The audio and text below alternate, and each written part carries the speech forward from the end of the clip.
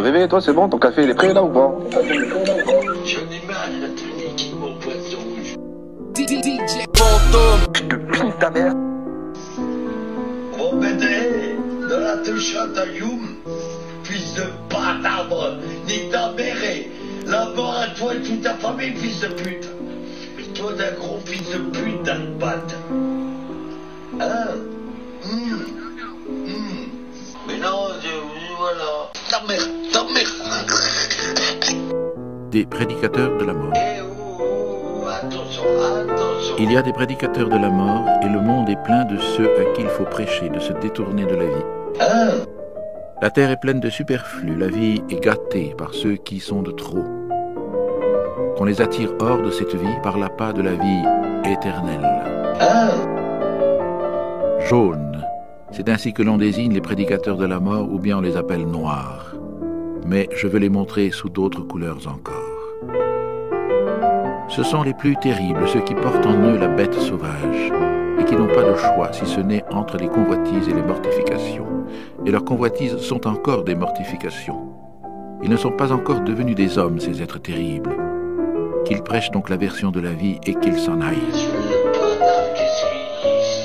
Voici les phtisiques de l'âme. À peine sont-ils nés qu'ils commencent déjà à mourir, et ils aspirent aux doctrines de la fatigue et du renoncement. Ils aimeraient à être morts et nous devons sanctifier leur volonté. Gardons-nous de ressusciter ces morts et d'endommager ces cercueils vivants. S'ils rencontrent un malade ou bien un vieillard ou bien encore un cadavre, ils disent de suite « la vie est réfutée ». Mais eux seuls sont réfutés, ainsi que leur regard, qui ne voit qu'un seul aspect de l'existence. Enveloppés d'épaisse mélancolie et avides des petits hasards qui apportent la mort, ainsi ils attendent en serrant les dents. Ou bien encore ils tendent la main vers des sucreries et se moquent de leur propre enfantillage.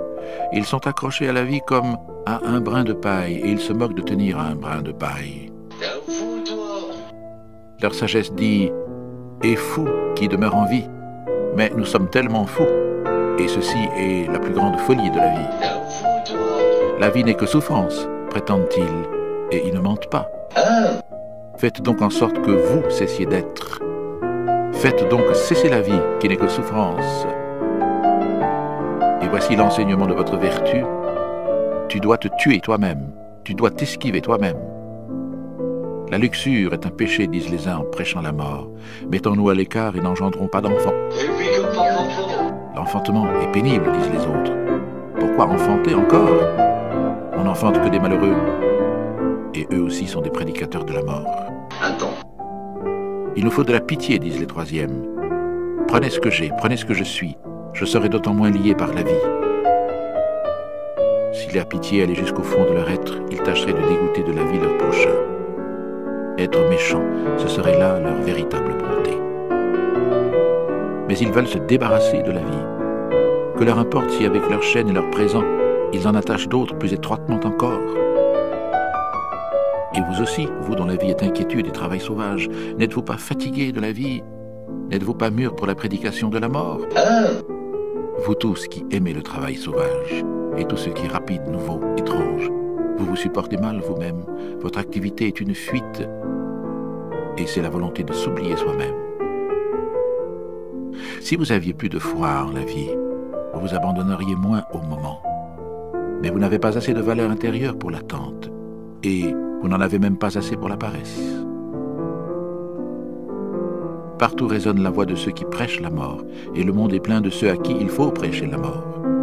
Ou bien la vie éternelle, ce qui pour moi est la même chose, pourvu qu'ils s'en aillent rapidement. La muerte lo va a hacer bien. Ainsi parlait Zarathustra.